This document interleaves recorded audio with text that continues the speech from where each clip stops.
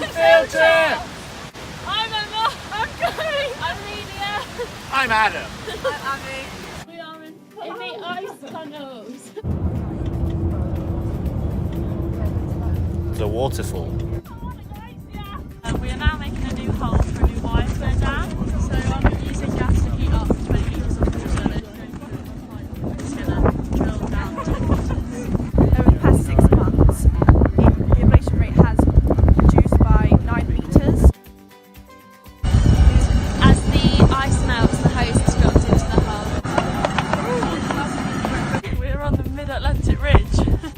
We have measured the distance between the two plates. To our right we have the North Atlantic Plate, to our left we have the Eurasian Plate. And Adam. The ridge moves apart at a rate of roughly 2.5 metres per year. We are at Law Rock, which is behind us here. It was founded on the Parliament in AD 930. The Parliament was known as the Althing and was the session for the Vikings to create laws, even though they didn't have any written. We're in the national park and we're removing the saplings from the coniferous trees because they want to stop the plantations, to stop them attacking the natural flora as well. Every time we find one, we're going to be marking it as a waypoint on the GPS, and we will be taking out the ground carefully to not disturb habitat and putting it in the sand. And it's helping because there are an invasive species in the area. And Forests were planted in the last century because the whole area was overgrazed, so they wanted to plant some trees, but now they've gone back on that idea and they want to just have the native species. Removing a tree, but it's a very big tree. This is our findings on our over a kilometre walk, which took about 3 hours. I think we ended up picking 13 trees. Good question, because of course there's on one hand, just the cutting down doesn't take very long, but it is the process of making this decision basically. On one side, which really want to get rid of the forest as soon as possible, and on the other side you have people like, well, we did a lot of work, to grow something in a country where usually we don't have many forests, so maybe we should keep what we have, and therefore, we try to find a balance between the two.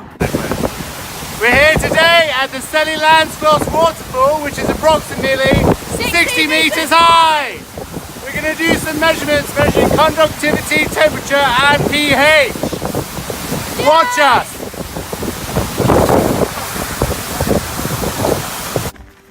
We're climbing Eldfell. Behind us you can see lichen on the rocks. Which we'll also be measuring and comparing with ones found in the church graveyard. We're also going to be measuring the temperature of the ground all the way up to Eldfell. And we'll also be monitoring how much new land was created during the 1973 eruption. We are measuring the diameter of the lichen and the area it's covered to distinguish the age of the lava. We've just discovered a sign on our walk up to Eldfell, and it describes how the building used to be on this site during the volcanic eruption in 1973. However, it is now located 40 metres underneath where we are stood. geologists use 6.2 million tonnes of seawater to flow through imported powerful pipes to prevent the lava flow after the eruption hitting the harbour mouth and the town, and it was a success. Just discovered a sign that helps explain the devastation the 1973 eruption caused. As you can see here, there was plenty of houses in this area. Now if we look behind the sign, all destroyed, all gone. Doing a bit of quick math, I have figured out that the land mass has increased by 19.6% after the eruption. We've conquered Eldfell! We're at Sultan today. The hydrogen sulfide interacts with minerals in the soil, creating this landscape of orange and green and blue. The gases also percolate into the rocks and changes its structure, making it weak and more like a clay and mud-like consistency. These hot springs, mud pots and fumaroles reach depths of 1,000 metres and temperatures of 80 to 100 degrees Celsius. Snowing! When precipitation occurs, the water infiltrates into the groundwater and infiltrates downwards towards the magma chamber, and then when it reaches close towards the magma chamber, the water heats up and also collects various metals and gases and then when it rises again, it will then be dispersed into hot springs, as you can see here, or fumaroles. Here at the Viking settlement, surrounded by a lava field, which formed in 1151 AD when a fault erupted. And as you can see, the lava is very deformed and jagged on top, and moss has grown on top of it. It is still unknown why the lava flow decided to go round the settlements that used to be here. Scientists are still baffled, just as baffled as we are. We're in Donovan, we've got a funeral. The fumaroles are using geothermal energy which heats homes and other buildings. However, it produces hydrogen sulfide into the atmosphere and arsenic into the ground. Behind us is Iceland's deep drilling project. They produce a lot more geothermal energy than they need, so they can sell this to other countries and benefit through their economy. The negative of the deep drilling is that the deep drilling can cause earthquakes, which then may set off a volcanic eruption. We are in the 5,000-year-old lava tunnel.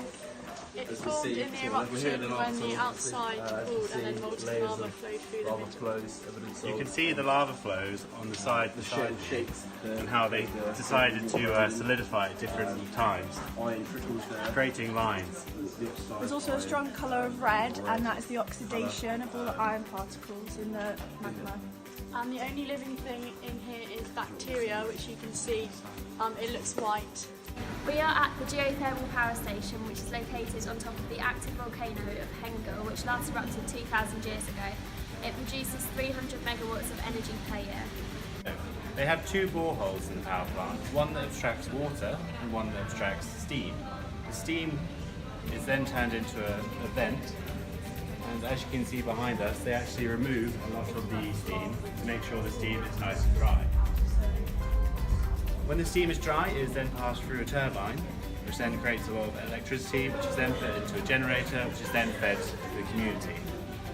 The water that is abstracted goes through a very large system of heating and cooling, and then once it's finally heated to its desirable level, it then goes in through various generators which remove the undesirable gases such as carbon dioxide and sulfur, and then stored in a hot water tank and then delivered to the community. The pipeline is 27 kilometres and it runs all the way to Reykjavik, all the way up here, to Perlan. The hot water is then used to heat homes and 22 swimming pools in Reykjavik. It also heats up streets in winter, so when the snow falls on the ground, it just melts off straight away. A benefit of geothermal activity is that it makes electricity and heating very cheap in Iceland, whereas most things are very expensive, and it's renewable. And they also make enough energy that they can pump it to other countries. And the UK is going to start getting their electricity and heating from Iceland. Post-Brexit. A negative of this is that they have to remove the toxic chemicals of carbon dioxide and hydrogen sulfide manually. Another negative is that it's a closed system, so the system doesn't naturally recharge, so they have to re-inject the geothermal brine at the right pressure to be able to keep the system going. We're at the geyser! The water infiltrates into the groundwater through pores and aquifers until it meets the rocky surface. As the water boils, the increase in pressure creates columns of steam and water which burst through the Earth's surface. A geyser is a small hole connected to multiple long narrow tubes, and the longer the tube, the higher the pressure and the longer the eruption time. This is the Great Geyser. When it goes off, it's up to 60 to 80 metres high, however it's very infrequent. Compared to Strokka over there, which goes off every 6 to 8 minutes. Wow, it's massive! The river carving out the soft rock through the hard rock. There's a lot of erosion here, lateral, vertical, and probably some weathering as well. Geothermal energy has been used in greenhouses like this in Iceland since 1924. The construction behind me shows the mantle plume beneath Iceland. As you can see, Iceland's at the top. It's very small compared to the mantle plume.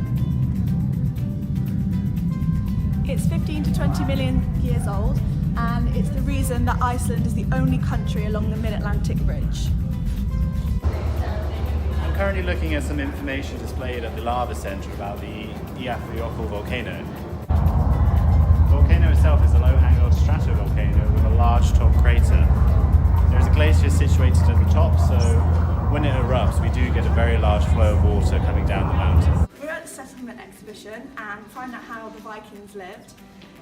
The museum's key features are a timeline and panoramic view of how they lived. They also have a real 10th century hall which was excavated in 2001. The museum's actually built around it. The reason this exhibition is called 1871 plus or minus 2 is because they can use the eruption of Thorgelson to date the tephra deposits and using Iceland ice cores in Greenland to specifically date where the settlement was made. Guys, this is our final video. How was your impressions of Iceland? It was amazing.